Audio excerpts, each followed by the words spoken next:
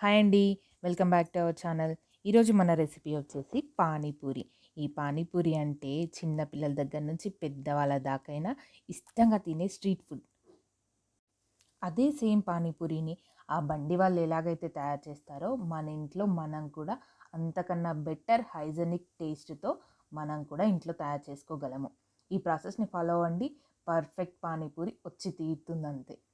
అందరికీ నచ్చేలాగా పానీపూరిని సేమ్ బండి వాళ్ళ స్టైల్ లాగా చేయాలంటే ఇలా చేయండి. ఇప్పటివరకు అమ్మతో వంట ఛానల్ని ఫస్ట్ టైం కనుక చూస్తున్నట్టయితే మన ఛానల్ని తప్పకుండా సబ్స్క్రైబ్ చేయండి. అలాగే పక్కనే ఉన్న బెల్ ఐకాన్ని కూడా ప్రెస్ చేయండి. ఇప్పుడు ఈ పానీపూరి కోసం పూరి ప్రిపరేషన్ని చూద్దాము. ఓ బౌల్ని తీసుకొని అందులో 1 కప్ సన్న గోధుమ రవ్వను వేసుకోవాలి. తర్వాత 1 స్పూన్ మైదా పిండిని కూడా వేసుకోవాలి. Half spoon baking powder, baking soda కాదు బేకింగ్ పౌడర్ని వేసుకోవాలి. 1 స్పూన్ సాల్ట్ని వేసుకొని కొద్దిగా వాటర్ యాడ్ చేసుకుంటూ మెత్తగా తడుపుకోండి. మనం గోధుమ పిండితో పోలిస్తే ఈ సన్న గోధుమ రవ్వకి వాటర్ కొంచెం ఎక్కువగానే అబ్జర్వ్ చేస్తుంది. అందుకే కాస్త మెత్తగా తడుపుకోండి. పూరి ప్రిపరేషన్ వరకు కూడా ఈ పిండి ఇలా మెత్తగా ఉండాలి అంటే మనం కాస్త సాఫ్ట్గానే తడుపుకోవాలి. లేదంటే ఆరిపోతుంది. అలాగే మనం చపాతీలా రోల్ చేసేటప్పుడు విరిగిపోతుంది. ఇలా మెత్తగా తడుపుకున్న తర్వాత ఓ తడి క్లాత్ వేసి చుట్టూరా కవర్ చేసుకోండి. గాలి అస్సలు పోకూడదు. అలా గాలి పోతే ఎండిపోతుందని గుర్తుపెట్టుకోండి. ఇలా తడి క్లాత్ని ఫుల్గా కవర్ చేసి పెట్టుకోవాలి. ఇప్పుడు ఈ పిండిని 10 నిమిషాలు పక్కన ఉంచుకొని పానీ ప్రిపరేషన్ కోసం మసాలాలను తయారు చేసుకుందాము. ఇప్పుడు మిక్సీ జార్లోకి 2 స్పూన్స్ జీలకర్ర, అలాగే ఓ 10 నుంచి 15 వరకు మిరియాలను, సగం స్పూను బ్లాక్ సాల్ట్ని వేసుకోవాలి. ఈ బ్లాక్ సాల్ట్ వాడితేనే పానీపూరికి పానీ అనేది చాలా టేస్టీగా ఉంటుంది. మీ దగ్గర ఈ బ్లాక్ సాల్ట్ లేకపోతే నార్మల్ సాల్ట్ అయినా వేసుకోండి. ఇప్పుడు ఇలా వేసుకున్న తర్వాత వీటన్నిటిని మెత్తటి పౌడర్ లాగా పట్టుకోండి. మనం 2 రకాల పానీలను తయారు చేస్తామని చెప్పాను కదా, ఈ 2 రకాలకు కూడా ఇది సరిపోతుంది. ఇప్పుడు మనం ముందుగానే 1 అవర్ పాటు నానబెట్టుకున్న కాబూలీ శనగలని కుక్కర్లో వేసి మెత్తగా అయ్యేంత వరకు ఉడికించుకోవాలి. ఈ కాబూలీ శనగల్ని డైరెక్ట్ కుక్కర్లో వేస్తే ఉడకడానికి చాలా ఎక్కువ టైం పడతాయి. అందుకే ఓ 1 అవర్ పాటు నానబెట్టుకుని కుక్కర్లో వేసుకొని ఉడికించుకోండి. 1 అవర్ నానబెట్టుకున్నాం కదా, 5 విజిల్స్ పెట్టుకుంటే సరిపోతాయి. ఇప్పుడు మనం పానీ ప్రిపరేషన్ కోసం మసాలాలని మిక్సీ పట్టేసుకున్నాం కదా, చూసారు కదా, ఇలా ఫైన్ పౌడర్ లాగా పట్టుకోవాలి. ఇక్కడ నేను 2 రకాల పానీలను తయారు చేస్తున్నాను. సో దీంట్లో నుంచి 1 స్పూన్ తీసి పక్కన ఉంచుకుంటాను. ఇలా 1 స్పూన్ పక్కన ఉంచుకున్న తర్వాత ఇదే మిక్సీ జార్లోకి 2 పచ్చిమిర్చీలను వేసుకోవాలి. కారంగా ఉన్న పచ్చిమిర్చీలను 2 తీసుకుంటే సరిపోతుంది. అలాగే ఓ కట్ట కొత్తిమీర, మనకి ఇక్కడ ఒక చిన్న కట్ట కొత్తిమీర అయితే కరెక్ట్గా సరిపోతుంది. అలాగే సగం కట్ట పుదీనాను కూడా వేసుకోవాలి. ఈ కొత్తిమీర పుదీనా మనం మిక్సీ పట్టుకుంటే చాలాసేపటి వరకు కూడా కలర్ చేంజ్ అవ్వకుండా ఉండాలి అంటే నిమ్మరసాన్ని వేసుకోవాలి. ఒక చెక్క నిమ్మరసము, అలాగే 1 స్పూన్ సాల్ట్ని కూడా వేసుకోవాలి. ఇప్పుడు దీన్ని ఇలా మెత్తటి పేస్ట్ లాగా పట్టుకున్న తర్వాత తగినన్ని వాటర్ యాడ్ చేసి కొంచెం దీన్ని లిక్విడ్ కన్సిస్టెన్సీలోకి మళ్ళీ మిక్సీ పట్టుకోవాలి. కాస్త లిక్విడ్ కన్సిస్టెన్సీకి రావాలి. ఇలా వచ్చిందంటే సరిపోతుంది.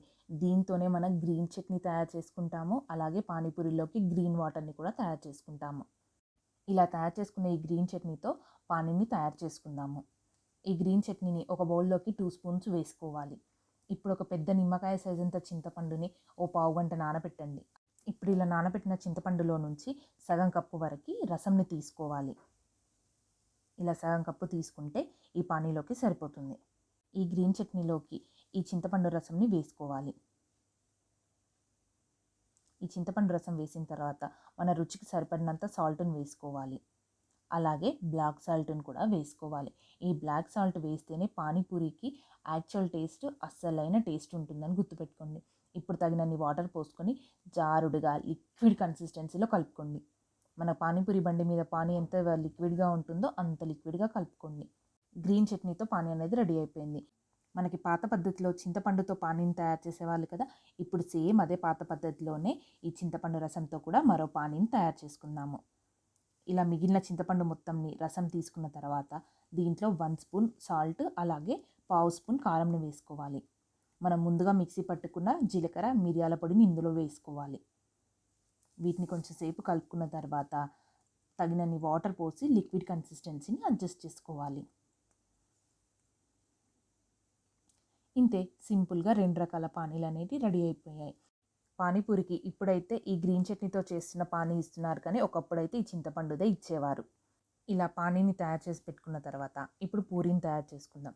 చూసారు కదా, మనం ముందు ఎంత మెత్తగా తడుపుకున్నా కూడా ఈ రవ్వ అనేది వాటర్ మొత్తం అబ్జర్వ్ చేసేసి కాస్త గట్టిగా అవుతుంది. దీన్ని 5 మినిట్స్ పాటు కలుపుకున్న తర్వాత చిన్న చిన్న ఉండలుగా డివైడ్ చేసుకుందాము. ఇలా ఓ పెద్ద సైజు బాల్ అంత పిండిని తీసుకొని సన్నటి చపాతీలా ప్రెస్ చేసుకోవాలి. ఈ చపాతీలా తయారు చేసేటప్పుడే కాస్త జాగ్రత్తగా చేయండి. మరీ సన్నగా చేశారనుకోండి పూరీలా పొంగదు. మరీ లావుగా చేస్తే మాత్రం కరకరగా క్రిస్పీగా ఉండదని గుర్తుపెట్టుకోండి. ఇప్పుడు ఇలా చపాతీ సైజ్ చేసిన తర్వాత ఏదైనా ఓ రౌండ్ షేప్ ఉండేదాన్ని తీసుకొని ఇలా రౌండ్గా ప్రెస్ చేయండి. ఇలా రౌండ్గా ప్రెస్ చేసిన తర్వాత నెమ్మదిగా ఎక్స్ట్రా పిండిని తీసేస్తూ ఈ రౌండ్ షేప్స్ని తీసుకోవాలి. చూసారు కదా, ఇలా రౌండ్ షేప్గా తీసుకోవాలి. ఇది మరీ పల్చగా ఉండకూడదు, అలాగని మరీ లావుగా కూడా ఉండకూడదు. ఇప్పుడు నెమ్మదిగా పిండి మొత్తంని తీసేసుకొని ఈ రౌండ్ బిల్లల్ని సపరేట్ చేసుకోవాలి. ఇలా తయారు చేసుకున్న తర్వాత వీటన్నింటినీ ఒక ప్లేట్లోకి వేసుకొని ఓ తడి క్లాత్ని కప్పండి. తడి క్లాత్ని కప్పడం మాత్రం కంపల్సరీ. చివరి పూరి ఫ్రై అయ్యేంత వరకు కూడా ఇవి తేమగా ఉండాలంటే మాత్రం ఇలాగే చేసుకోవాలి. ఇప్పుడు డీప్ ఫ్రైకి సరిపడినంత ఆయిల్ని వేసుకొని ఒక్కొక్కటిగా ఈ ఆయిల్లో వేసుకుంటూ డీప్ ఫ్రై చేసుకోవాలి. జస్ట్ నేను మీకు చూపించడం కోసం అని చెప్పేసి ఫస్ట్ ఒకటే వేసాను, చూడండి ఎలా పొంగుతుందో. బేకింగ్ పౌడర్ని వాడాం కదా, చూసారు కదా ఇలా పొంగుతుంది. మనకు పెద్ద సైజు ఎగ్ అయితే ఎలాగ ఉంటుందో అలా పొంగాలి. అలా పొంగితేనే మనకి పూరి అనేది పర్ఫెక్ట్ షేప్లోకి వచ్చినట్టు. చూసారు కదా, ఇలా కాస్త బ్రౌన్ కలర్ వచ్చేంత వరకు ఫ్రై చేసుకొని పెట్టుకోవాలి. ఇప్పుడు ఇలాగే మిగిలిన వాటన్నిటిని కూడా ఆయిల్లో వేస్తూ డీప్ ఫ్రై చేసుకోవాలి. చూసారు కదా, అన్నీ కూడా మనకి ఎలా ఉబ్బిపోతున్నాయో. ఇలా పొంగితేనే పానీపూరికి పూరి అనేది కరెక్ట్ టెక్స్చర్లో వస్తుంది. మిగతా అన్నిటిని కూడా ఇలాగే డీప్ ఫ్రై చేసుకోండి. ఇప్పుడు స్టఫింగ్ కోసం ఒక తవ్వాని పెట్టుకొని అందులో 2 to 3 టేబుల్ స్పూన్ వరకే ఆయిల్ని వేసుకోవాలి. ఈ ఆయిల్ కాస్త వేడెక్కిన తర్వాత చిటికెడు అల్లం వెల్లుల్లిపాయను వేసుకోవాలి. ఇది ఖచ్చితంగా వేసుకోవాలి. 1 స్పూన్ సాల్ట్, అలాగే 1/2 స్పూన్ కారంను కూడా వేసుకోవాలి. 1/2 టీ స్పూన్ పసుపు, సన్నగా తరిగిన ఉల్లిపాయలని వేసుకొని ఓ 2 మినిట్స్ పాటు ఫ్రై చేసుకోండి. ఇలా 2 మినిట్స్ పాటు ఫ్రై చేసుకున్న తర్వాత దీంట్లోకి వేసుకోవాల్సిన మెయిన్ ఇంగ్రీడియంట్స్ చాట్ మసాలా. ఈ చాట్ మసాలాని 1 స్పూన్ వేసుకొని కలుపుకోండి.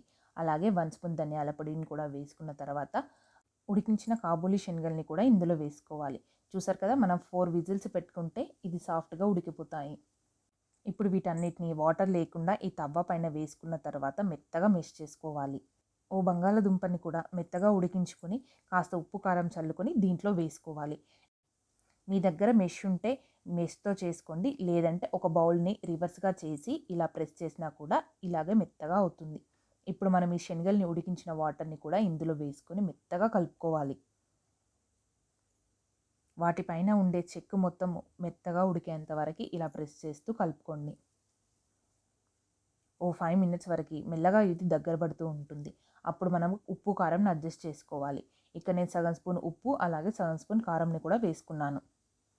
ఈ ఉప్పు కారము ఈ శనగలతో కలిసిపోయేలాగా బాగా కలుపుకోండి. ఇది ఒక 5 మినిట్స్ మనం ఇలా కలుపుకుంటూ ఫ్రై చేసుకుంటే వాటర్ అనేవి తగ్గి ఇలా ముద్దగా వస్తుంది. ఇప్పుడు ఈ స్టేజ్లో ఉన్నప్పుడు స్టవ్ ఆఫ్ చేసి ఒక చిన్న బౌల్లోకి దీన్ని తీసుకోండి. వెంటనే తీసుకోవాలి. ఇలా వెంటనే తీసుకుంటేనే ఇది మళ్ళీ గట్టిపడకుండా ఉంటుంది. దీన్ని ఇలాగే తవ్వ మీద ఉంచామంటే మరి కాస్త గట్టి పడుతుంది. ఈ కన్సిస్టెన్సీలో ఉన్నప్పుడు బౌల్లోకి తీసుకొని సపరేట్ చేసుకోండి. చూసారు కదా, పానీపూరి కోసం పానీ అనేది రెడీ అయిపోయింది, పూరి రెడీ అయిపోయింది, స్టఫింగ్ కూడా రెడీ అయిపోయింది. చూసారు కదా పూరి ఎలా పొంగిందో. మనం బేకింగ్ పౌడర్ని వేసుకున్నాం కదా, అందుకే ఇంత బాగా ఉబ్బుతాయి. ఈ పానీపూరిలోకి అసలు ఇంపార్టెంట్ అంటేనే ఆనియన్స్. ఈ ఆనియన్ లేకుండా పానీపూరిని మనం ఎవరైనా తింటామా? అస్సలు తినము. ఈ ఆనియన్ కూడా పక్కకు స్టఫింగ్గా ఉంచుకోండి. ఇలా తినడానికి రెడీగా ఉన్నప్పుడు పానీలో చిటికెడు చాట్ మసాలా వేసుకొని కలుపుకోండి. ఫ్లేవర్ అనేది బాగా తెలుస్తుంది. మనం ముందు వేసిన దానికన్నా కూడా తినే కన్నా ముందు వేసుకుంటేనే ఈ పానీ యొక్క టేస్ట్ అనేది ఎక్కువగా తెలుస్తుంది. ఇప్పుడు పూరికి చిన్న హోల్ చేసుకొని అందులో చాట్ స్టఫింగ్ని పెట్టుకొని ఆనియన్స్ కొత్తిమీరని కూడా పెట్టుకొని పానీలో ముంచుకొని తినేయడమే. చూసారు కదా, సింపుల్గా పానీపూరి అనేది టేస్టీగా హైజెనిక్గా ఇంట్లో ఎలా తయారు చేసుకున్నామో మీరు కూడా ఈ పానీపూరి రెసిపీని ఇంట్లో ట్రై చేసి తప్పకుండా నాకు ఎలా వచ్చిందో కామెంట్ సెషన్లో చెప్పండి. అలాగే పానీపూరియే కాదు, మరిన్ని మంచి మంచి వెజ్ నాన్ వెజ్ రెసిపీస్ కూడా అమ్మతో వంట ఛానల్లో ఉంటాయి. ఓసారి విజిట్ చేయండి. అలాగే తప్పకుండా షేర్ చేయండి, లైక్ చేయండి, సబ్స్క్రైబ్ కూడా చేయండి. Thank you.